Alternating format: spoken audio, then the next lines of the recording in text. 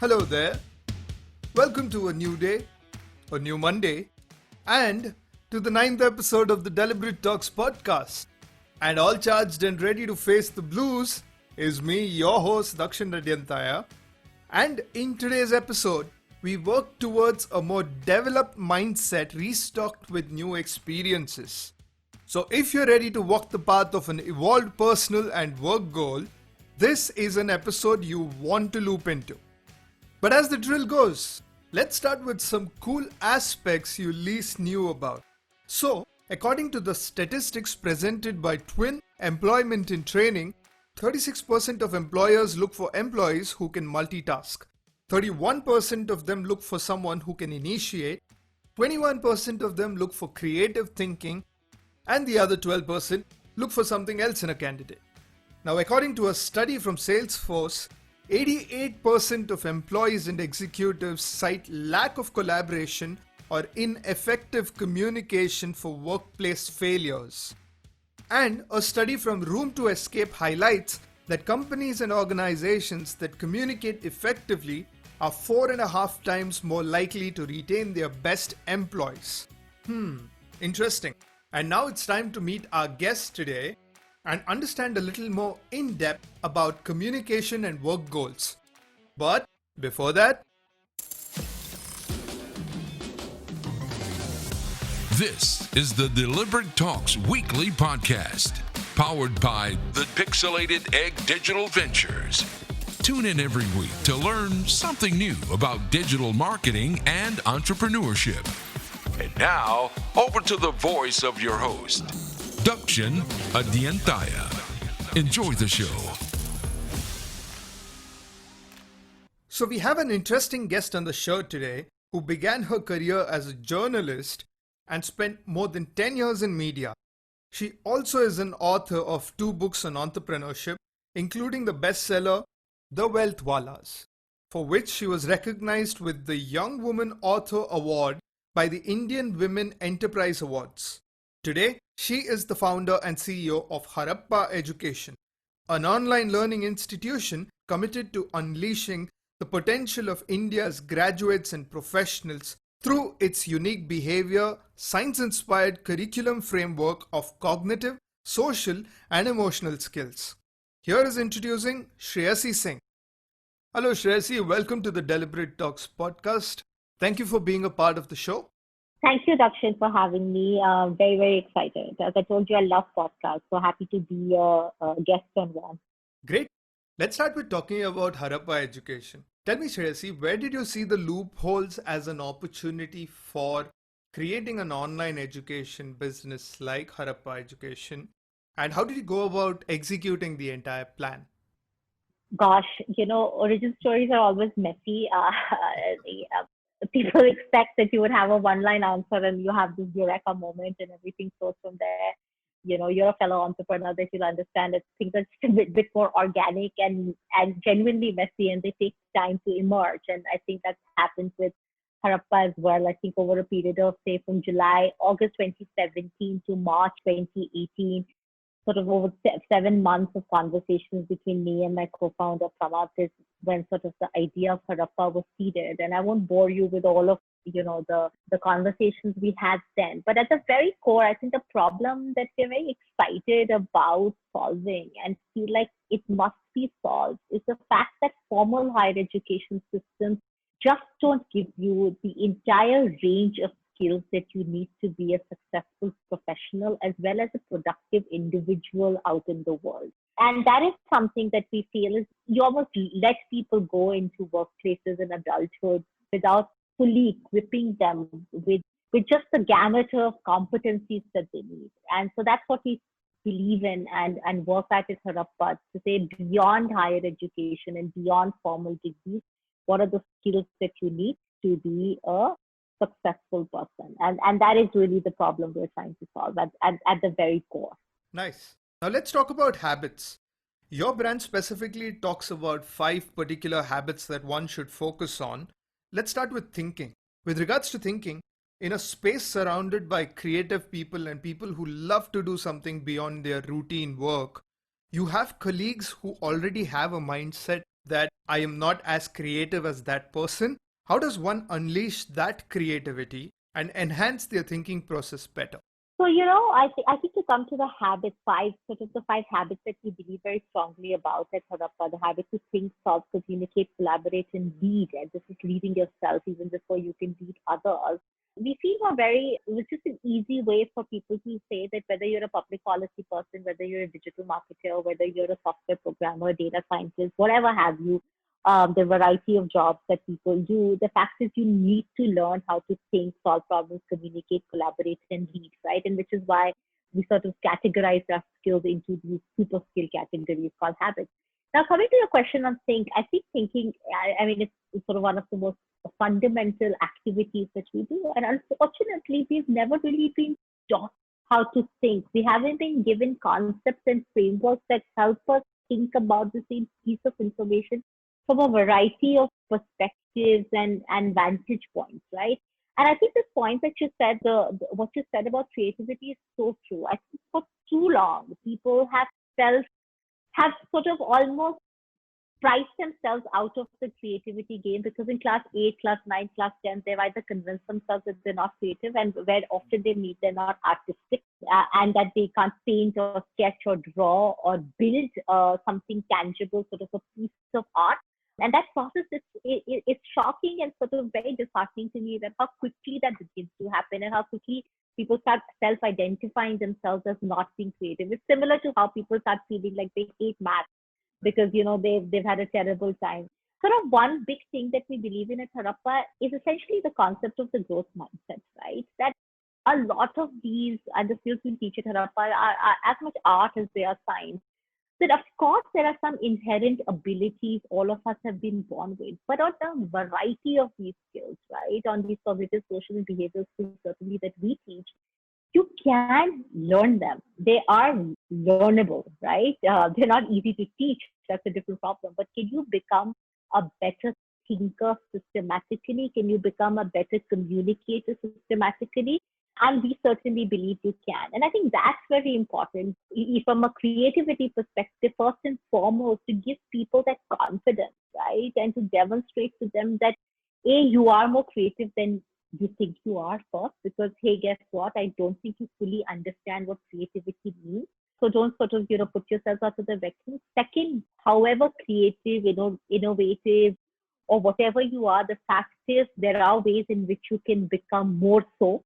And I think it's only after you achieve those two mindset shifts that even introducing concepts, tools, or tactics to become more creative are meaningful.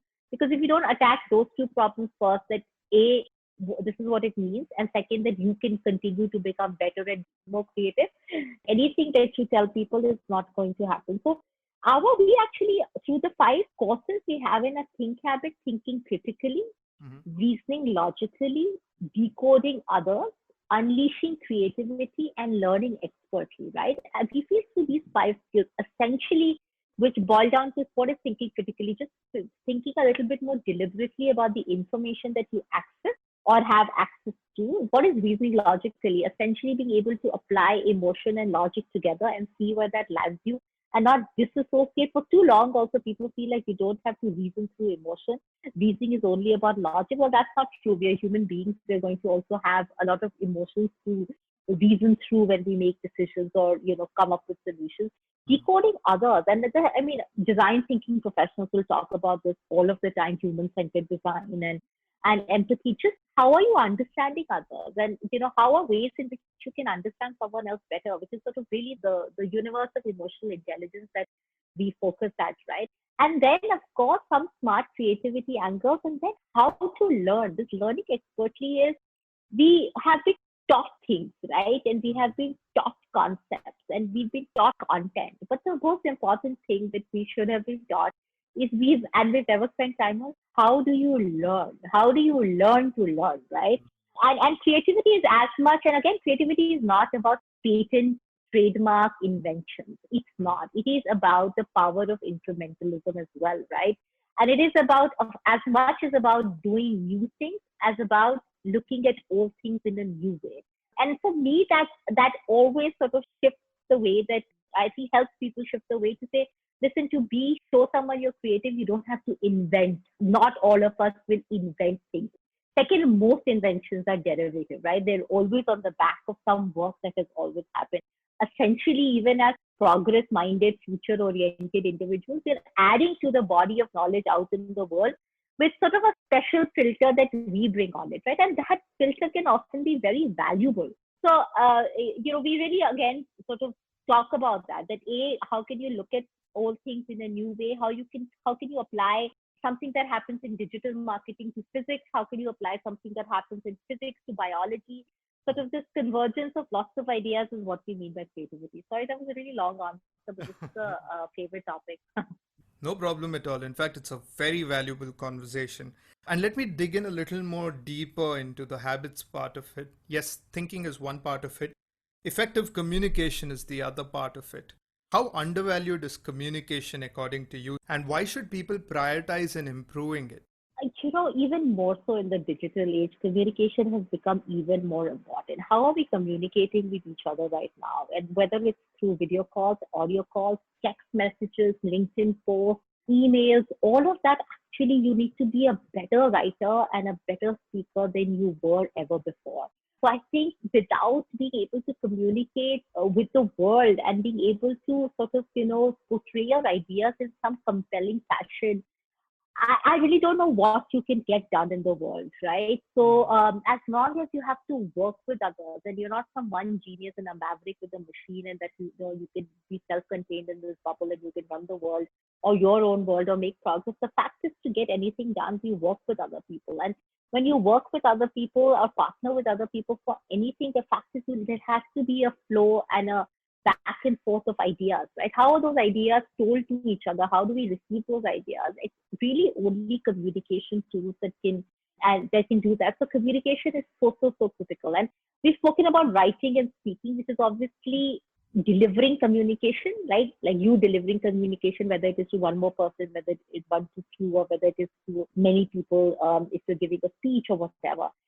We believe that it's actually the flip side of it. How do you acquire communication, right? How do you invite communication that the world is giving you, that's sort of all around you, is as important to help you build and be an effective communicator. So, for example, in our habits at Harappa, the communicate habit, again, we have 5 skills or 5 courses, right? So speaking and writing are the ones that people immediately understand much more from the communication courses. But what we've done is we've added 3 more, and 2 are listening actively and reading deeply. Because how do you acquire information? You essentially acquire information by listening to somebody talk about something that you want to get information on, whether you're watching a YouTube video, whether you're your professor, whether a boss, or whether a peer, whatever it is.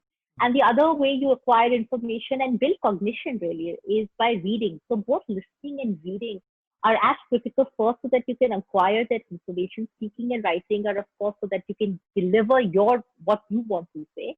And then the 5th thing of this sort of magical quality of presence, right? That some people just seem to have more of, and others less of, which is essentially on a non-verbal communication and body language. That being the 5th core. So we feel these 5 things: how you listen, how you read for cognition, how you speak for impact, how you write for clarity, and how you present yourself beyond these things. All 5 elements come together to make you an effective communicator. I really do believe, I've had a very serendipitous and sort of almost unlikely career, right? I started as a journalist, then moved into higher education, and now I keep saying I'm a non-techie, non-MBA founder of a digital startup, which is sort of had a big Series A funding.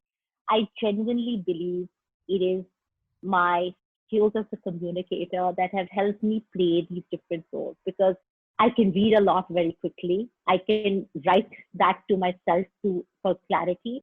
And then I can convince people through the way I speak, whether it is to get somebody to recruit, whether somebody to join my team, whether it is to sell Harappa to someone, whether it is to spread my ideas as a brand, right? My skills as a communicator are so core to whatever success I've had in my personal and professional life. Mm-hmm. Very interesting. In fact, emphasizing on your conversation, we're talking about leadership skills at the end of the day, right?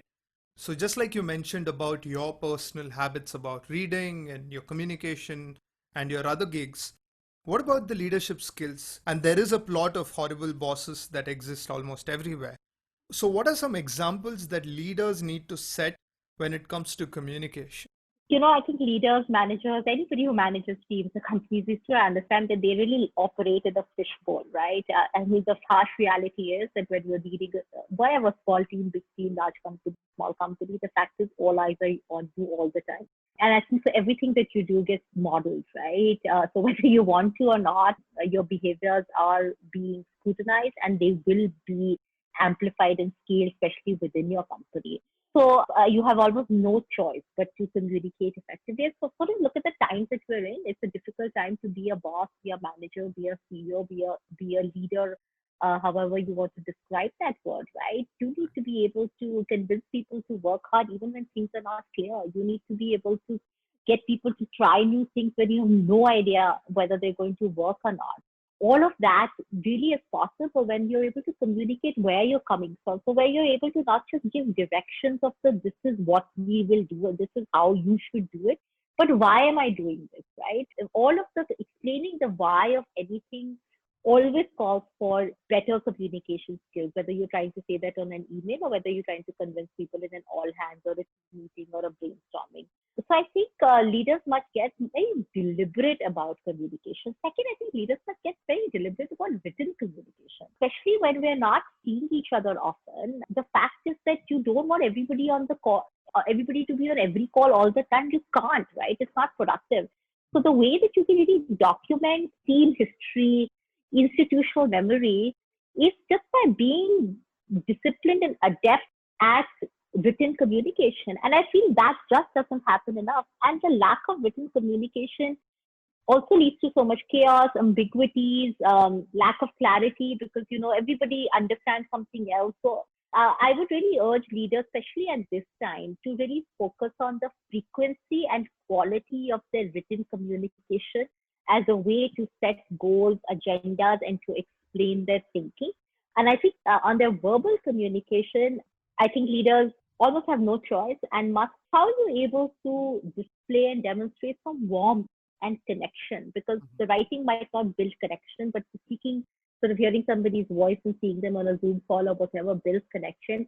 And how are you optimizing your communication so that it is building the connection that is being lost? So those are two things. I think a very important part of leadership as well from a communication perspective is vulnerability, right? The fact is, how are you sharing how you are feeling? And that's very tricky slope because, hey, you don't want to spook everybody off, really to tell them you're so, you're so panicked and you're so stressed, anxious. That doesn't help anyone. But really be able to talk about whatever you are feeling in a way that helps others feel less scared, less intimidated, less disengaged, whatever are the sort of plethora of, difficult emotions people feel anytime, especially in times like this. So I think three things: discipline, quality, and frequency of written communication, verbal communication optimized for warmth and connection, a certain honesty, transparency, and vulnerability in the way which you talk about the experience you are living as a professional, as a person, as you are as much navigating whatever stresses and anxieties as others are. True, true. Just emphasizing on the conversation about current situations. Shreyasi, there are two parts to this conversation. Firstly, how do you solve workplace and client challenges? It takes years to understand business problems and then find effective solution time and again from a business point of view. COVID is a beautiful example of how we all were forced to rethink about solutions for an uninvited problem. And more importantly, how do you approach an uninvited business problem? Yeah, I like your description of COVID as a beautiful problem, but I know what you're saying. Like, of course, it's a blessing in terrible disguise on many things. Let me take the second question first, which is how do you respond to unanticipated challenges as a business, right? I think there, entrepreneurs certainly, and actually anybody in a leadership position has to have optimism as a default setting. And I can almost seem delusional and idiotic and immature in the moment. You have to, and I've studied history in college, so I think that has been a very useful perspective. You have to have a historian's perspective to see that things are never as bad as they seem like they are when you're going through them. And if you start looking at the arc of history, we're in a much better state than we were at most other points in history, right? And I think that's true, which always gives me the confidence that things will be better, right? And I think at some level you need to believe that, and that has to be part of your DNA. Otherwise, leading people through change and ambiguity and unanticipated challenges would be very tough if you're not that person. And if you are, you have to see, hey, what are the opportunities that are there? And none of this is easy. One can sit here and give this gyan. And of course, I understand it isn't easy. But that is really the only hope that you have, right? And I keep saying, and I've said this a lot in our internal team meetings, is you can't waste a crisis. And for example, at Harappa, we didn't face the crisis. I think, we are one of those fortunate industries where the macro trends are going to enable and accelerate our growth, hopefully, right? Because of just this increase towards digitalization. For example, we only had a B2B business before COVID. And we said, okay, we always had aspirations to go directly to individuals and for them to be able to buy our courses. And we said, okay, this is the time, sort of almost overnight, we said, this is the time to launch a consumer business because people are at home, they have much more time to focus on their own skills, they're on their laptops all the time. And sort of we launched a B2C business in that time. The second thing we did also was we had access to, say, what and at times like this, you say, what do I have access to? Which resources do I have access to that can be helpful in this time, right? And the second was, of course, that we have access to some amazing senior professionals who've been Harappa faculty. And we said, oh, can we do live masterclasses? Because, everybody in there sort of in the world was doing webinars. And we said, we actually have better speakers and better content and a better position to do any of these live masterclasses than most people. So why aren't we doing that? So we started to do that. So to really have first and foremost in this, you have to believe that things can be better. You have to believe, then see what are the resources you have in from a business and how can you further the business. And I think at times like this, actually, while you're playing defense, and you have to, and we play defense in the sense you try and cut costs. If you're not using the office, you renegotiate your lease, right? You do all of that so that, you give yourself working capital and cash and, make all those sane and logical decisions. But you also have to see, I think at times like crisis and churn, it's almost easier if you do more rather than be at maintenance mode, because some positive injection of belief has to come from something new that you try so that people can feel like, okay, this is not just something, we are supposed to do or just to maintain things. There is some growth. If you can see even the tiniest growth, and if you can see that you've done something new and there's some tiny sliver of traction and growth in it, I think it acts as really sort of positive dopamine in the system, right? So trying to really focus on what is that one thing I can do better? What is that one thing that I think is really, really helpful? And of course, seeing market trends, right? Which is in our case, we of course did to have sort of launched a big thing. The other thing I think from a business perspective to respond to this as a company saying, hey, nobody can keep hiring to solve all of these problems, right? You're in the middle of a pandemic. How are you going to get people to try and do things? You have to become very good at resource allocation, especially about which people you give what roles to. Because one of the very sobering and in a way empowering things for me has been a sudden realization I got a couple of months back to say, hey, this is the team I have. And this is the team that is going to get us over the cross line. Now, in this team, who can do what, right? For a new goal, because I can't go ahead, hire a head of consumer business in the middle of this to try something out. So I think it's in these times to become a much better judge of people's skills and mix things up. And I think it also helps, create some of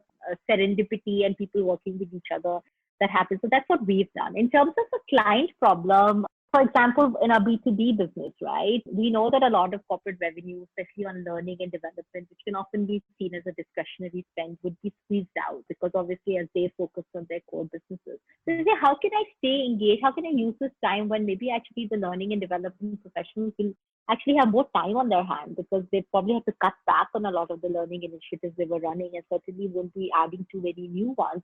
How can I use this time to really build my relationship with them, which is going to obviously come handy at it, right? So in a way, you don't stop selling, but you change the outcome that you're hoping for, which is not a converted contract, but a better relationship, right? And trying to help them. So I think we did a lot of that. Second, how could you drive sampling? And in online, actually, even till 6 months back, people were so skeptical about online learning as being a legitimate way to learn, especially for the kind of skills Harappa teaches, right? They said even more so than Python or whatever, how could you teach negotiation online without meeting someone else and things like that?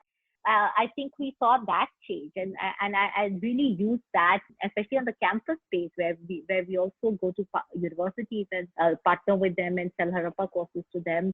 That almost overnight they had to contend with online, right? So how can you actually help them to say share freely about, hey, these are the struggles we had building an online business, and I know now you have to shift all your classes and assessments and exams, online overnight.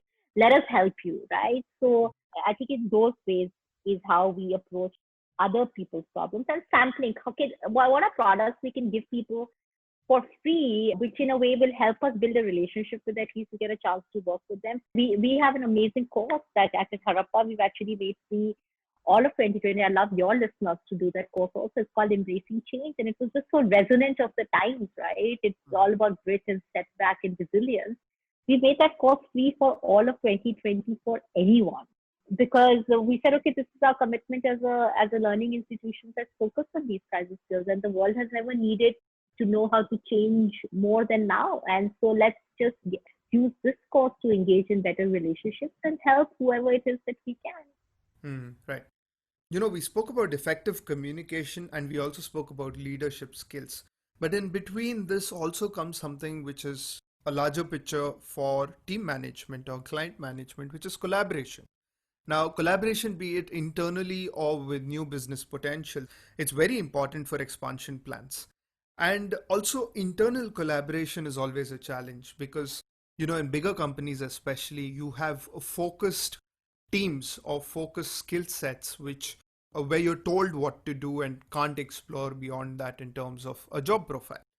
Now, how do companies really shape up collaboration better in such situations? Again, it's one of those things that is shocking to me now, as I've been building Harappa, that, we are not taught how to collaborate in school or college, right? All our marks, there's no penalty for being a poor collaborator through school and college. It's only your individual performance that matters. So guess what? In the world, we all know that your individual performance can amount to very little if you're not able to collaborate well. And actually, that there's a whole science to how human beings come together, how they work, how they iron out their differences, how they set goals together, how they set group norms together so that they can do that. And none of us have really been taught that, right?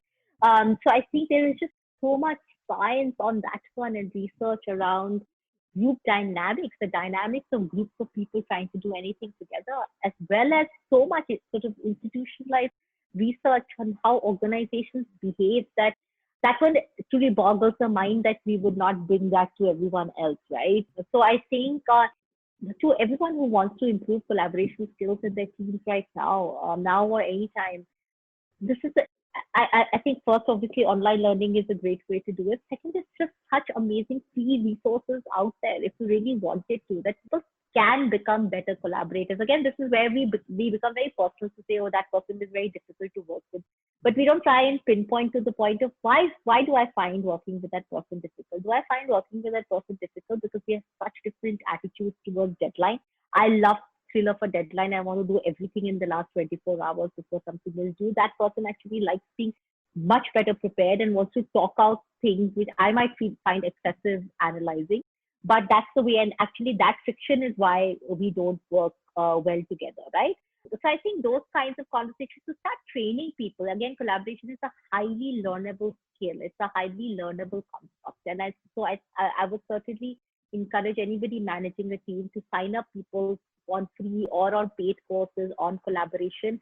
There is a lot to do there for sure. And speaking about the early education, which you mentioned, speaking about it to school students and college students, tell me, why does it need to be a part of school curriculums? And if it is, how is it going to be treating the introvert students different from extrovert students in this format of a curriculum? Well, what a fascinating question about introvert and extrovert. Thank you. I've actually never really thought about that in that way, and I'm just going to bring that to our team with Harappa. So thank you for asking that. Let me take the first part of the question first. Of course, and a lot of people say, hey, where's Harappa for kids? And why aren't you guys in school and things like that, right? So of course, there's a need for these skills and this kind of curriculum in school. And there are some experiments to do that. It's going to take time. It's going to get better. I think there are school systems which are becoming a little bit more attuned to this. And of course, there are some very evolved school systems like the IB which actually focus on these skills. So it will take time. I think why we're not doing it as much as there's a product market fit, there's a founder market fit as well. And both Samat and I have never really worked in school. So it's a space we didn't feel confident that we understood yet. That's one of the reasons why Harappa is not in schools. Of course, we're in colleges, so our curriculum is going to colleges. So hopefully we'll be making a dent there. Now to your question about introvert and extrovert, on some things, I actually feel like online learning, and if you see social media platforms, right, or any creative platform, they are really, the one thing that they do well is break down inhibitions. And they break down inhibitions because it can seem like, there's a safety in being inputting on a status box on a LinkedIn or a Facebook that you might not feel in a classroom full of 50, 60 people, right? So I actually think that that asynchronous self-paced learning is quite a great boon to introverts. Being able to input and respond, ask the questions, right? Only the really smart, eloquent kids feel the confidence to question or challenge a teacher and ask them questions.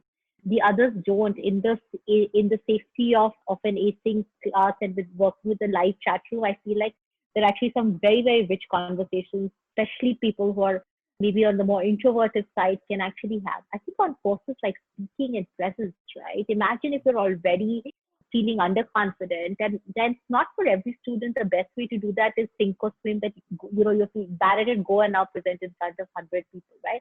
So for example, we have audio submissions that you can, we encourage people to say, okay, record a clip of yourself. We would have done a module on pace, pause, and pitch. I say record a module of yourself and you get individual feedback. So actually, for some of those courses like speaking, writing, individual feedback, time to respond, time to share your thoughts in when you're feeling confident, I think is a great boost for introverts, especially on behavioral skills, like on all of our lead skills, embracing change, discovering purpose, leading self, interpreting self. These are all courses we have. I don't even know how you would be able to do that in a full classroom till everybody, 80 people, are as comfortable with each other as rapport. I think in a way, sometimes it's easier to have that conversation with the platform. It seems very inhuman to many of us, but it's true, right? Because the platform isn't judging you, and you're able to at least have these reflections in a much safer space. So actually, I feel the introverts benefit more from online than extroverts do. Great round of conversation, Shreyasi. Now I'm going to move into a rapid fire round, and this is a favorite part of my show always. You need to be very prompt and very fast at answering this. So are you ready for this? Okay. Great. What is one major skill set that you think is lacking in today's education or corporate world? Self-reflection. Okay. Tips for anger management and constructive feedback systems in corporates for employees' development should be? There and they're not right now. Okay. Tips to overcome fear of being judged at work for speaking up or contributing ideas. Don't care that much. Most people are too worried about being fearful of how they're being judged to really judge you. That's true. Most people are not judging you, they're judging themselves. Nice. How does one improve their professional value? By knowing what they do really well, by choosing to do what they do really well, and by knowing why they're doing something.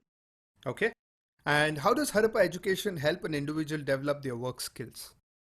By teaching you these cognitive, behavioral, and social skills in a pace that you can choose for yourself. And lastly, 5 tips for building career or work goals. 5 tips. 1, read a lot about your industry, around your industry, about people who've been successful in your industry. Most industries by now are pretty well documented. So read their history. Read the history of industries that you're on. Just don't do your role. Understand the larger system behind that. So that's the first. Second, learn to communicate better. With wherever you are on the skill spectrum of any communication skills, improve that. Invest in improving that energy and effort. Solicit feedback. Learn to ask people to give you feedback, whether that's a peer you worked on, whether that's a colleague from another team that you worked on, or whether that's your manager, whether that's whatever, wherever it is that you feel somebody can give you feedback, ask them for it. Fourth, trust when somebody asks you to do something you're not really sure you can do. If they have seen something in you, be swayed by people's faith and trust in your abilities even before you know that you can do something. That's the fourth one. Fifth, take risks if you can at the right time. do something that you hadn't expected to do. Take risks, do different. Well done. That's great stuff, Shreyasi. Friend us on your socials and let's connect. Now I'm going to move to the last segment of the show, which is taking a question from the internet world or someone who writes to us. This question is from Twinkle, and she asks, how do we manage multiple work arenas if we're good at multiple things rather than just one? As mostly said, jack of all, master of none. So how do we chart a career or work goals with that kind of a mindset? That Twinkle, I hear you and I completely resonate. I feel I'm a little bit like that. And I think there are two books, one TED Talk and one book that I recommend that you start reading or listening to, and it will really help you. One is this TED Talk called on multi-potential life, right? Essentially people who have lots of good potential in different skills. And there's a beautiful book by David Epstein called Range, which essentially says actually people who have a range of skills and experiences and interests are actually better suited for the messiness and ambiguity of professional lives, right? So I think we often over specialize at the cost of building a holistic set of skills. And so I don't know exactly where Twinkle is in their professional journey, of course. But and there's also the concept of the portfolio career, that you know that this is not the one job that you want to do, that you want to do a little bit of teaching, a little bit of consulting, a little bit of entrepreneurship, whatever, right? So I think there's no better time to want to do what I think she wants to do, which is implicit in her question, than right now.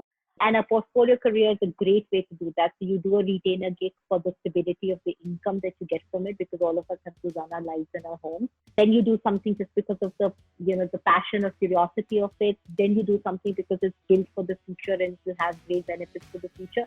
And I think maybe the portfolio career is the right way to think about. Great, that's pretty much it, Shreyasi. This is all that I have for you on this episode. Thank you for introducing us to the habits that we really need to focus on, and there's some or the other way where we really don't prioritize these kind of habits, but it helps us so much more in our professional and personal life. Thank you so much for being a part of the Deliberate Talks podcast. I hope you had fun. Of course I did. Thank you very much. Some very good questions. I wish you and Harappa Education all the best wishes, and thank you for being a part of the show. Well, now that you've learned about habits, it's time to action them. And that's pretty much it for this episode. If you have any feedback, feel free to write to the deliberatetalks@gmail.com. And don't forget to follow us on the social media platforms of Deliberate Talks and the Pixelated Egg Digital Ventures. Join in next week for another episode with another guest. Till then, inspire and be inspired.